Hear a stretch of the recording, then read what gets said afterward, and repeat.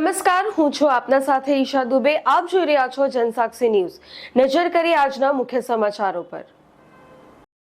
અંકલેશ્વરના જૂના બોરબાઠા ગામ ખાતે રહેતા 45 વર્ષીય જયાબહેન વિનોદભાઈ રાઠોડના પ્રથમ પતિનું અવસાન થયું હતું. ત્યારબાદ તેઓ 3 સંતાનોની માતા હોવા છતાં ફળિયામાં જ રહેતા રામસિંહ ઉર્ફ રાયસિંહ વસાવા સાથે છેલ્લા કેટલાક વર્ષોથી લિવ ઇન રિલેશનમાં રહેતા હતા. આ દરમિયાન રામસિંહ વસાવા અવારનવાર જયાબહેનના ચરિત્ર પર શંકા કરી ઝઘડા કરતો હોવાનું સામે આવ્યું છે. ગઈકાલે પણ બંને વચ્ચે ઉગ્ર ઝઘડો થયો હતો, જેમાં રામસિંહે લાકડી વડે જયાબહેન પર હુમલો કરી ગંભીર ઇજાઓ પહોંચાડી હતી.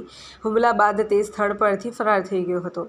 ગંભીર ઇજાના કારણે જયાબહેન લોહીલુહાણ હાલતમાં પડી રહ્યા હતા અને તેમનું ઘટના સ્થળે જ મોત નીપજ્યું હતું. પાડોશીઓ અને પરિવારજનો દ્વારા ઘટનાની જાણ કરવામાં આવતા શહેર એ ડિવિઝન પોલીસ મથકનો કાફલો સ્થળ પર પહોંચ્યો હતો.